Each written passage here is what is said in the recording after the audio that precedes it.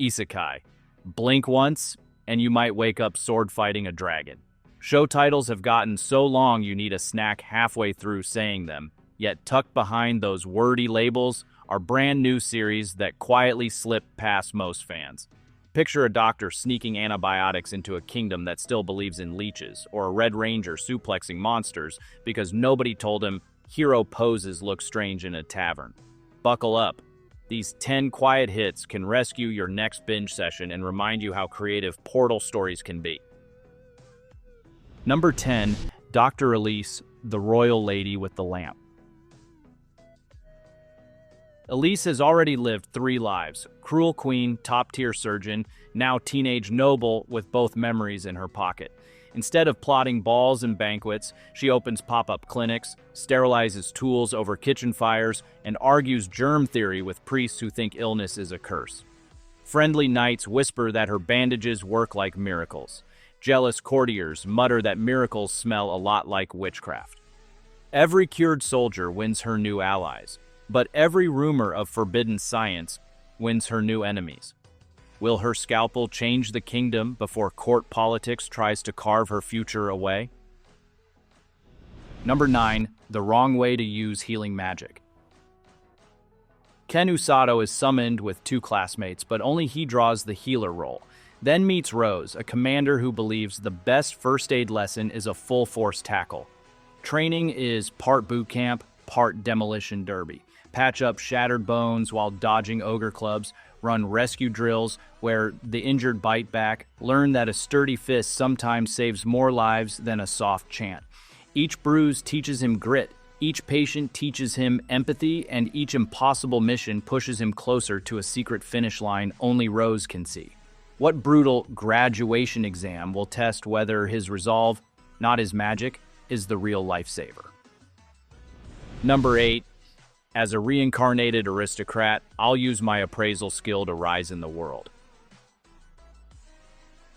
Baby Lord Ars Luvent can read hidden stats like pop-up tooltips. Instead of polishing a family crest, he scouts peasants with monster-level potential.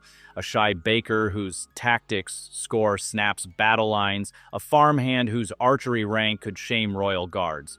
Each new hire turns his sleepy estate into a rising power, and each quiet success draws curious eyes from bigger houses. Some nobles offer alliances, others sharpen daggers.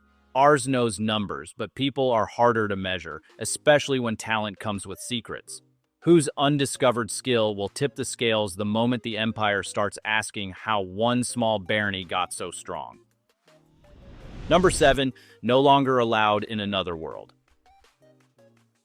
A chain-smoking novelist steps off the ledge and lands in a cheery RPG world that labels him Hero Candidate number 13. He hates the idea. Quests bounce off his cynicism. Slime jokes share screen time with monologues about life's pointlessness. Party members cling to his blunt honesty, sensing depth beneath the gloom, while the world's bright paint peels to reveal cracks only he notices.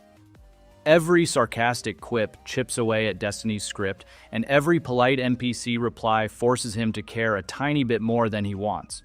Will the land's hope wear down his despair, or will his darkness expose truths no chosen hero ever should? Number 6. Villainess, level 99. I may be the hidden boss, but I'm not the demon lord. Yumiella is reborn as the secret endgame boss of her favorite romance game, complete with max-level dark magic and a reputation for doom. Deciding she'd rather garden than trigger the apocalypse, she power farms monsters in the woods, studies quietly in class, and tries to avoid every flag that leads to her scripted downfall. But hitting level 99 before orientation weekends tends to draw attention, from worried princes, from nosy church officials, and from a demon lord who wonders why someone else now looks stronger than him. Can the world accept a supposed villain who only wants peace? Or will her quiet life plan capsize under its own hidden level cap? Number 5. The weakest Tamer began a journey to pick up trash. Ivy is born with a taming skill ranked lower than useless, so low even the guild refuses to record it. Banished from her village, she survives by cleaning littered roads and nursing an equally unwanted slime named Sora. Every scrap collected teaches her about herbs, trade routes, and kindness. Every town she passes whispers that weakest might not mean worthless. But prejudice travels faster than word of mouth, and people who profit from labeling others trash don't like new definitions. What hidden strength will the quiet Tamer prove when the road itself throws something away no one else can carry? Number 4, Headhunted to Another World, From Salaryman to Big Four. Denosuke signs one shady contract and swaps office cubicles for a Demon King strategy desk. Now he plans sieges with bar charts, rewrites goblin work shifts, and shows Wyvern riders how a simple supply map beats brute force. Numbers rise, but so does jealousy. Other generals prefer swords over spreadsheets and wouldn't mind a vacancy in upper management. The Demon King adores results, yet encourages rivalry to keep things fun. When the next battle doubles as a performance review, will Denosuke's PowerPoint tactics still look strong under real fire? Number 3, I may be a guild receptionist, but I'll solo any boss to clock out on time. Alina Clover fields paperwork all day, watching quest queues grow like vines. Rather than drown in forms, she clears dungeons herself after hours, slipping on enchanted gear and wiping out raid bosses before dawn. Every secret victory shortens the backlog, but rumors of a midnight soloist spread, and a sharp auditor starts connecting scorch marks to missing quest slips. The guild's biggest threat may soon appear right under the reception desk. If the next urgent request breaks loose during office hours, can Alina save the day without outing the night shift she never signed up for? Number 2, Magic Maker: How to Make Magic in Another World. Suma treats spells like code waiting to be debugged. With chalk, gemstones, and way too much coffee, he tears incantations apart, swaps symbols, and writes brand new commands no wizard school teaches. Each breakthrough solves problems the old rules couldn't touch, and upsets guild elders who like those rules just fine. Meanwhile, strange glitches ripple through reality, hinting that the system behind magic might notice his edits. What will happen when Suma runs a brand new spell that pushes the world past a safeguard nobody even knew was there? Number 1, the Red Ranger becomes an adventurer in another world. Zentai leader Ryu ends a roll call and expects fireworks.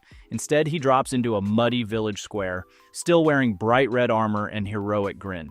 Locals think he's street theater until his beam sword fells a wyvern overhead.